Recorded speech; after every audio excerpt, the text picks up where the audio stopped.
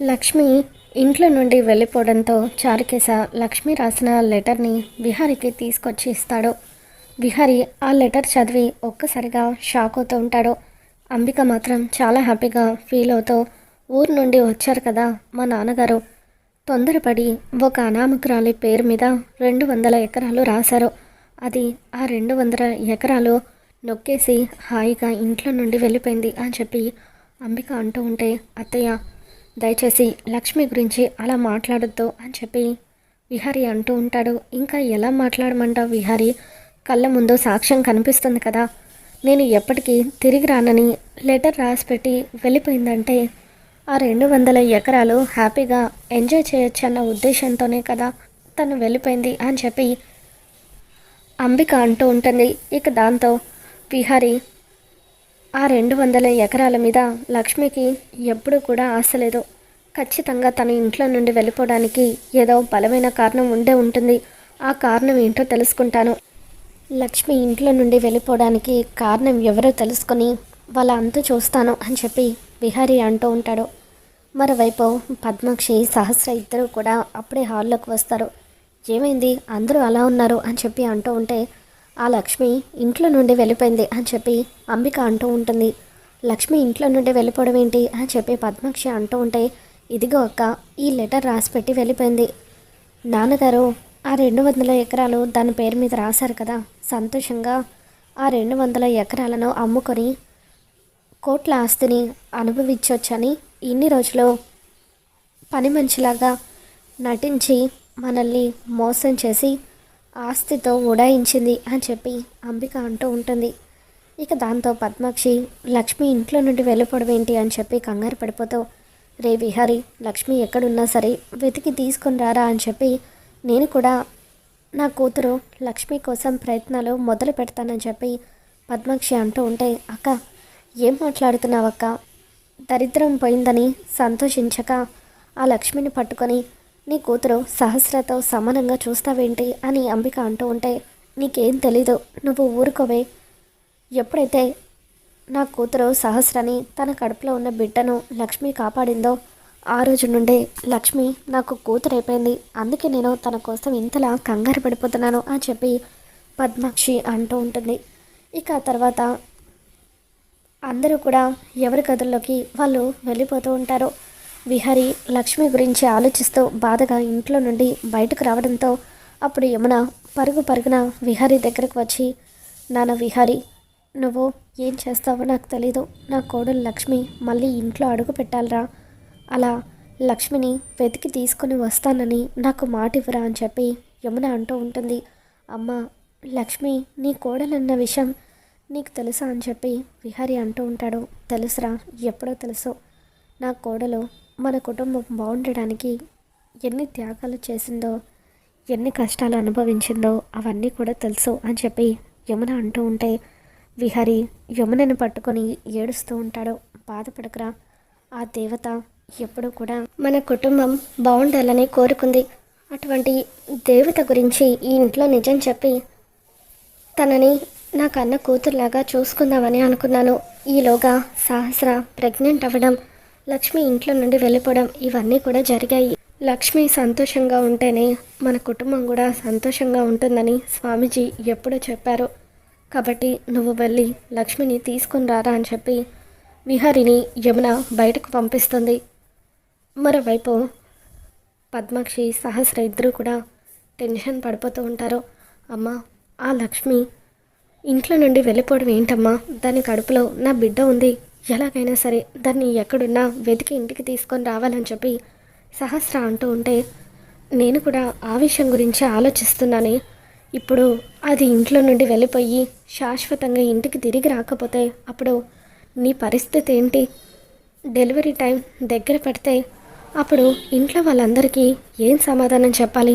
బిడ్డని ఎక్కడి నుండి తీసుకురావాలని చెప్పి పద్మాక్షి ఇదంతా ఆలోచిస్తూ ఉంటే నా తల పగిలిపోయేలాగా ఉంది. వెంటనే ఆ లక్ష్మిని ఇంటికి తీసుకురావాలని చెప్పి కొంతమంది రౌడీలకు ఫోన్ చేస్తుంది.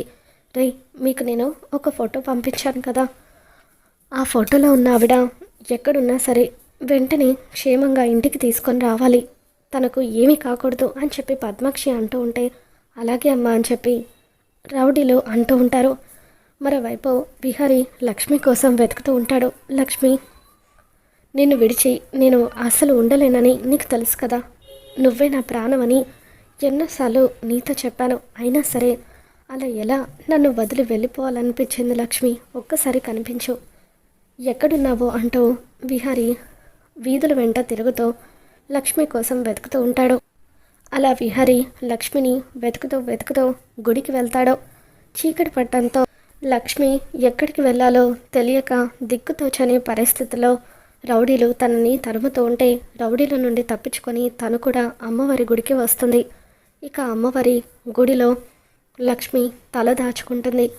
మరోవైపు యమున లక్ష్మి జాడ తెలియకపోవడంతో స్వామీజీ దగ్గరికి వెళ్తుంది. స్వామి, ఇన్ని రోజులు నా కోడలు లక్ష్మి అన్న విషయం తెలియక తన విషయంలో నేను చాలా తప్పులు చేశాను. ఆ తప్పులు సరిదిద్దుకోవాలని అనుకుంటూ ఉండగా సడన్గా నా కోడలు ఇంట్లో నుండి వెళ్ళిపోయింది. తను ఎందుకు వెళ్ళిపోయిందో మళ్ళీ తిరిగి వస్తుందో లేదో కూడా తెలియడం లేదు స్వామి అని చెప్పి యమున అంటూ ఉంటే ఇకప్పుడు స్వామీజీ, యమున, నీ కుటుంబమే లక్ష్మిని మొదటి నుండి బాధ పెడుతూ అతిపెద్ద తప్పు చేసింది. ఆ దేవత వల్లే ఇన్ని రోజులు నీ కుటుంబం సుఖ సంతోషాలతో హాయిగా ఉంది. ఎప్పుడైతే లక్ష్మి అడుగు బయటకు పెట్టిందో అప్పటి నుండే విహారిని మృత్యువు వెంటాడుతుంది.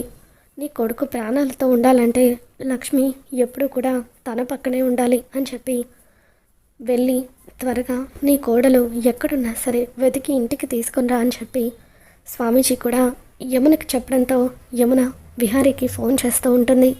నాన్న విహారీ, లక్ష్మి గురించి ఏమైనా తెలిసిందా అని చెప్పి యమున అడుగుతూ ఉంటే లేదమ్మా, ఇంకా ఏం తెలియలేదు, తన కోసమే వెతుకుతున్నాను అని చెప్పి విహారీ అంటూ ఉంటాడు.